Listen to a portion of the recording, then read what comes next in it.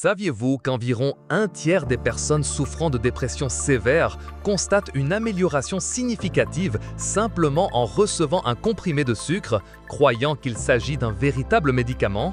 Ce phénomène n'est ni une coïncidence, ni une astuce mentale insignifiante. Il s'agit de l'étonnant effet placebo, une manifestation tangible de la façon dont notre esprit influe directement sur notre corps. Ce n'est pas une invention, mais une interaction neurobiologique complexe qui remet en question bon nombre de nos perceptions sur la santé et la maladie. La science l'a étudié en profondeur, révélant des couches et des couches de la façon dont l'attente et la croyance peuvent déclencher des réponses physiologiques authentiques. C'est une preuve irréfutable du pouvoir inhérent qui réside dans nos propres perceptions internes. Alors, qu'est-ce qu'exactement que cet effet placebo qui nous intrigue tant? L'effet placebo se définit comme la réponse psychologique ou physiologique qu'un patient éprouve après avoir reçu un traitement inerte. Ce traitement inerte est dépourvu de principes actifs spécifiques à l'affection médicale que l'on prétend traiter. Il peut s'agir d'un comprimé de sucre, d'une injection de solution saline ou même d'une opération simulée. La clé de son fonctionnement réside dans la croyance du patient. Le patient doit croire fermement qu'il reçoit un traitement efficace. Cette croyance active des mécanismes cérébraux qui imitent les effets d'un véritable médicament. Ces mécanismes sont étonnamment puissants. Pourriez-vous nous expliquer comment a commencé l'étude formelle de cet intrigant phénomène? Le concept existe depuis des siècles, mais son étude systématique est relativement récente. Pendant la Seconde Guerre mondiale, le docteur Henry Beecher a observé cet effet de manière remarquable. Face à la pénurie de morphine sur le champ de bataille, Beecher a administré des solutions salines à des soldats blessés. À sa grande surprise, beaucoup d'entre eux ont signalé un soulagement de la douleur. Ce fut une découverte cruciale qui a mis en évidence le pouvoir de l'esprit dans la perception de la douleur. Des décennies plus tard, en 1978, Beecher a publié un article fondamental. Cet article, intitulé « The Powerful Placebo », a consolidé le terme et l'importance de l'effet. Ces recherches ont ouvert les portes à un nouveau champ d'études en médecine. Avant cela, le placebo était souvent considéré comme une simple nuisance dans les essais cliniques. Cependant, Beecher a démontré que c'était un phénomène digne d'une recherche approfondie. Et l'effet placebo n'est pas simplement psychologique, il possède des bases neurobiologiques concrètes. Certaines zones du cerveau s'activent lorsque nous ressentons un effet placebo. Quelles sont ces régions cérébrales qui sont impliquées? Principalement le cortex préfrontal dorsolatéral, le noyau accumbens et l'insula. Ces zones sont directement liées à l'attente, à la récompense et à la modulation de la douleur. L'attente d'un soulagement active la libération de neurotransmetteurs clés. L'un des plus importants sont les opioïdes endogènes, les propres analgésiques naturels du corps. Ces substances, comme les endorphines, agissent sur les mêmes récepteurs que des médicaments comme la morphine. Une étude de 2004, publiée dans la revue Science, a démontré cette libération. En utilisant des tomographies par émission de positons, les chercheurs ont observé l'activité opioïde dans le cerveau de patients souffrant de douleur. Les patients ont reçu un placebo pour la douleur et ont montré une activation significative de ces systèmes opioïdes. Un autre neurotransmetteur crucial est la dopamine. La dopamine est associée au système de récompense du cerveau. Lorsqu'un patient espère une amélioration, de la dopamine est libérée. Cette libération peut renforcer la croyance dans le traitement et peut influencer la motivation et le bien-être. Une expérience avec des patients atteints de Parkinson réalisée au Canada en est un exemple clair. On leur a administré un placebo qui, selon ce qu'on leur a dit, était un nouveau médicament pour leur maladie. Les IRM cérébrales fonctionnelles ont révélé une libération de dopamine dans le striatum. Cette libération était aussi significative que celle que l'on observerait avec une médication dopaminergique réelle. Quels autres systèmes biochimiques sont activés en réponse au placebo? Il a également été constaté que le système endocannabinoïde joue un rôle pertinent. Ce système est impliqué dans la régulation de la douleur, de l'humeur et de l'appétit. Les cannabinoïdes endogènes peuvent contribuer à l'analgésie placebo. Même l'ocytocine, souvent appelée l'hormone du câlin, a montré son influence. Sa libération peut améliorer la confiance et réduire l'anxiété, potentialisant l'effet placebo. La sérotonine, connue pour son rôle dans l'humeur, est également affectée. Sa modulation peut expliquer pourquoi les placebos sont efficaces dans les cas de dépression légère ou modérée. Le conditionnement classique est un autre mécanisme fondamental dans l'effet placebo. Il fonctionne de manière similaire aux expériences de Pavlov avec les chiens. Si un patient a reçu un médicament efficace dans le passé, son corps apprend à associer le rituel de la prise à l'amélioration. Par exemple, si un patient prend toujours une pilule bleue pour son mal de tête et que celle-ci fonctionne toujours. Ensuite, si on lui donne une pilule bleue de sucre et qu'on lui dit que c'est le même médicament, son corps peut répondre de la même manière. Son cerveau et son corps anticipent la réponse. Une réponse conditionnée et générée. Pourriez-vous nous donner un exemple concret de conditionnement classique dans un contexte médical? Bien sûr, une étude célèbre a impliqué des patients souffrant d'allergies. Tout d'abord, on leur a administré un médicament antihistaminique accompagné d'une boisson au goût distinctif. La boisson est devenue le stimulus conditionné. Après plusieurs administrations, les patients ont commencé à montrer une réduction de leurs symptômes allergiques. Cela s'est produit même lorsqu'on ne leur donnait que la boisson au goût distinctif sans l'antihistaminique. Leurs systèmes immunologiques avaient été conditionnés pour répondre. La boisson seule a suffi à diminuer la réponse allergique. C'est un exemple puissant de la façon dont le corps peut être entraîné à réagir. Les attentes sont également cruciales dans la puissance du placebo. Une personne qui espère ardemment qu'un traitement fonctionne est plus susceptible de ressentir une amélioration. Cette attente positive amplifie les réponses physiologiques du corps. Les instructions que le médecin donne aux patients ont une grande influence. Si un médecin présente un placebo avec une grande conviction et autorité, ou si la communication transmet une forte confiance dans le traitement, la réponse placebo du patient a tendance à être plus prononcée. La communication est un outil thérapeutique très puissant. La foi et l'espoir du patient sont, en elles-mêmes, des forces curatives. A-t-on étudié comment la présentation du placebo affecte son efficacité? Oui, la forme, la couleur et le prix des pilules sont des facteurs étudiés. Par exemple, il a été démontré que les pilules plus grosses ont généralement un effet placebo plus fort. Il en va de même pour les pilules de couleurs spécifiques, comme le bleu pour les sédatifs et le rouge pour les stimulants. Une étude a révélé que les patients souffrant d'insomnie répondaient mieux aux pilules bleues placebo, tandis que les patients souffrant de fatigue rapportaient plus d'énergie avec des pilules rouges placebo. Le nombre de pilules peut également influencer. Prendre 2 pilules placebo peut être plus efficace que d'en prendre une seule pour le même symptôme. Même le prix du placebo a un impact sur son efficacité perçue.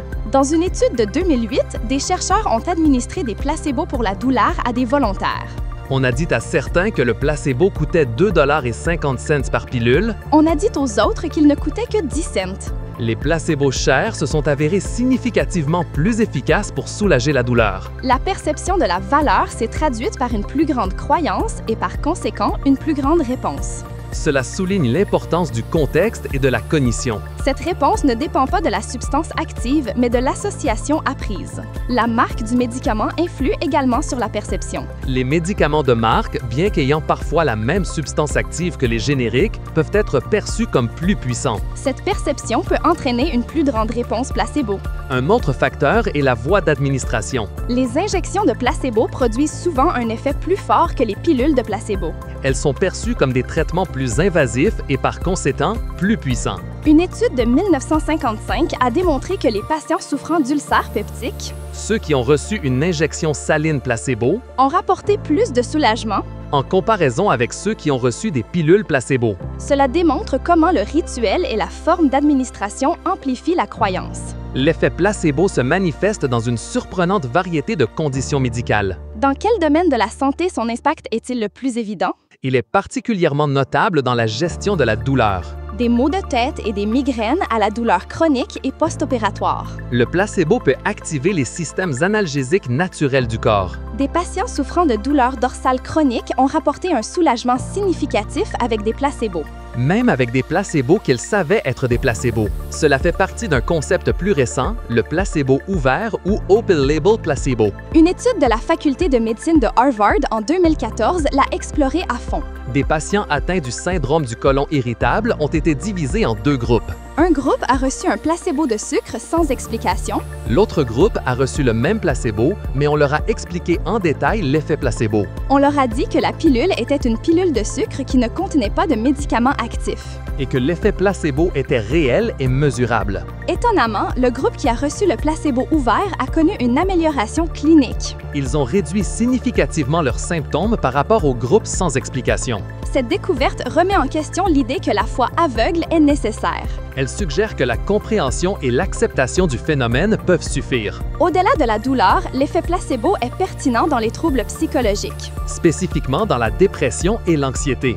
De nombreux essais cliniques ont démontré que les placebos peuvent être aussi efficaces que les antidépresseurs. Cela se produit dans les cas de dépression légère à modérée. Cela ne signifie pas que les médicaments ne fonctionnent pas, Mais qu'une partie importante de la réponse observée aux antidépresseurs peut être attribuable à l'effet placebo. L'espoir et l'attente d'amélioration jouent un rôle énorme. Existe-t-il des conditions neurologiques où le placebo montre également un impact? Oui, dans la maladie de Parkinson, l'effet placebo est notoire. Comme nous l'avons mentionné précédemment, l'administration de placebo peut libérer de la dopamine. Cela améliore les symptômes moteurs comme la rigidité et les tremblements, Cela a été démontré par l'imagerie cérébrale. ce qui signifie que ce n'est pas seulement une perception subjective. Le placebo influe également sur les maladies respiratoires. Par exemple, des patients asthmatiques ont montré une amélioration de leur fonction pulmonaire. Cela se produit après avoir inhalé un placebo, en croyant que c'est un bronchodilatateur. Le cerveau envoie des signaux qui détendent les voies respiratoires. Même la pression artérielle peut être affectée. Certaines études ont observé une réduction de l'hypertension artérielle. Certaines études ont observé une réduction de l'hypertension artérielle. Cela se produit lorsque les patients prennent une pilule inerte en s'attendant à ce que ce soit un antihypertenseur. Existe-t-il des preuves de l'effet placebo sur le système immunitaire? Oui, la psychoneuroimmunologie a exploré cette connexion.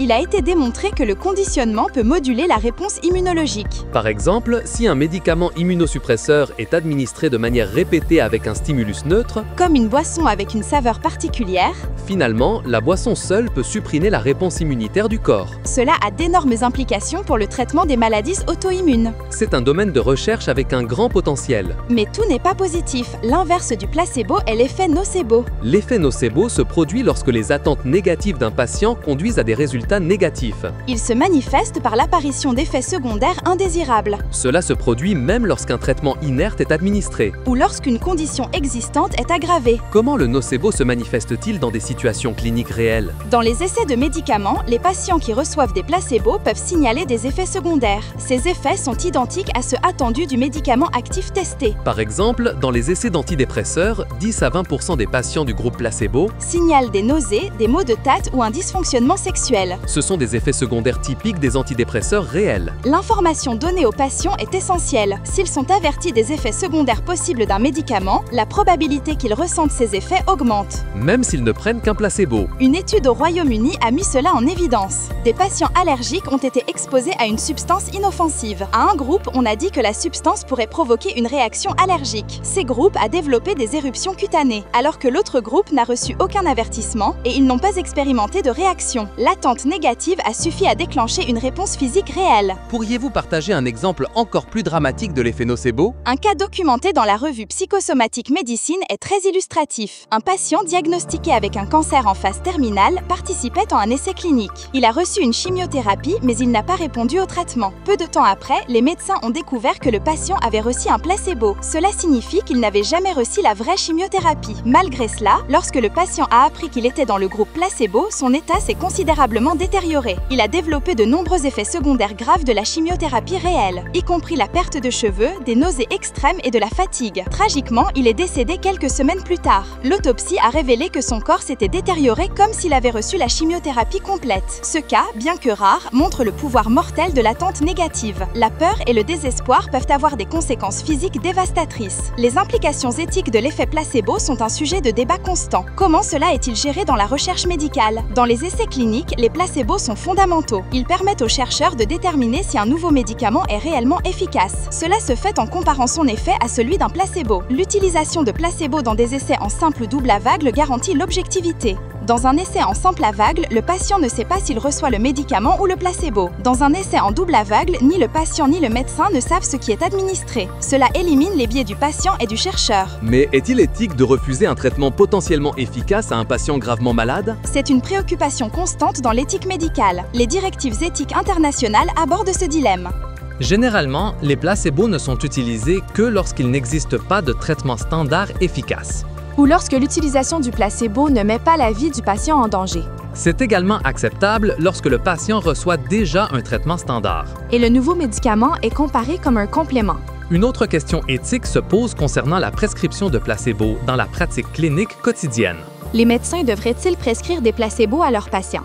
Certains soutiennent que l'honnêteté est fondamentale dans la relation médecin-patient. Tromper le patient pourrait nuire à la confiance à long terme. Cependant, d'autres suggèrent que si un placebo peut soulager la souffrance du patient, Et s'il n'y a pas de risque associé, cela pourrait être considéré comme un outil valable. l'émergence du placebo ouvert complique encore davantage ce débat. Parce que cela démontre qu'il n'est pas nécessaire de tromper pour que l'effet fonctionne. Comment l'intégration de l'effet placebo dans la médecine moderne est-elle explorée de manière éthique? L'un des domaines les plus prometteurs est l'optimisation des interactions médecin-patient.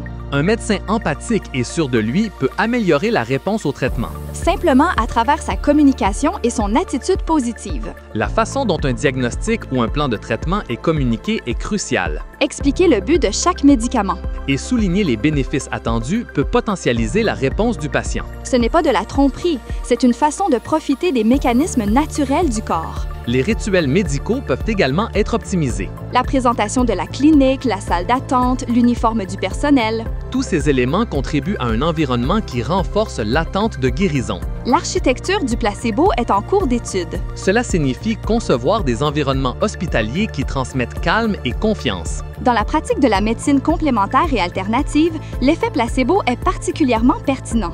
Beaucoup de ces thérapies n'ont pas de base pharmacologique active. Mais elles peuvent générer des résultats positifs grâce à l'effet placebo. L'acupuncture est un exemple clair, De nombreuses études ont comparé l'acupuncture réelle à l'acupuncture simulée. c'est-à-dire en insérant des aiguilles dans des points non traditionnels ou sans pénétrer la peau. Souvent, les deux méthodes produisent un soulagement significatif de la douleur. Cela suggère que le rituel de l'acupuncture et la croyance en son efficacité sont puissants. Au-delà de l'emplacement précis des aiguilles. Les études sur la chirurgie simulée sont tout aussi étonnantes. Dans une étude de 2002, l'arthroscopie du genou pour l'ostéoarthrite a été étudiée. Des patients souffrant de douleurs au genou ont été divisés en 3 groupes.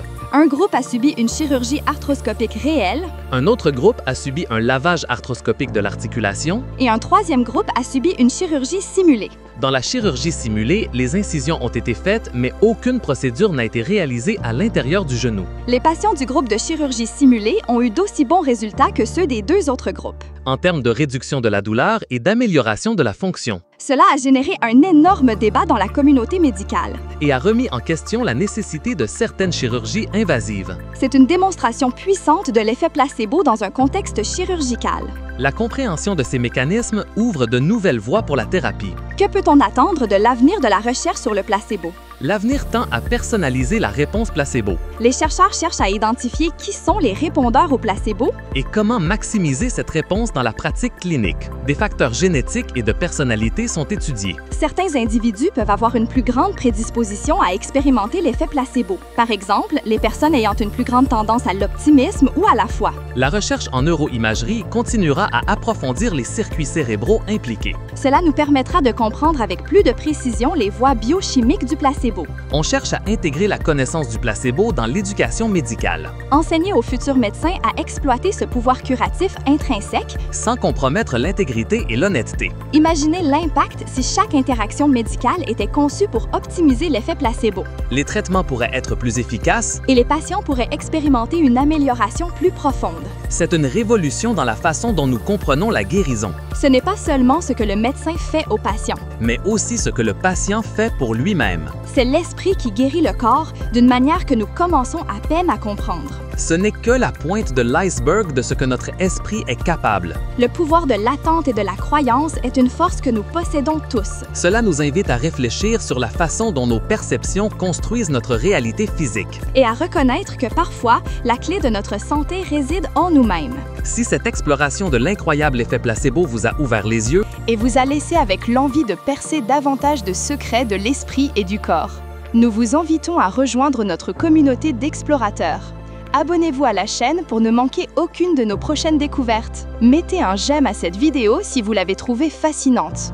Et laissez-nous un commentaire en nous disant ce qui vous a le plus surpris dans l'effet placebo. Partagez ces connaissances avec vos amis et votre famille, pour que plus de personnes puissent comprendre comment leur esprit trompe leur corps, pour le bien.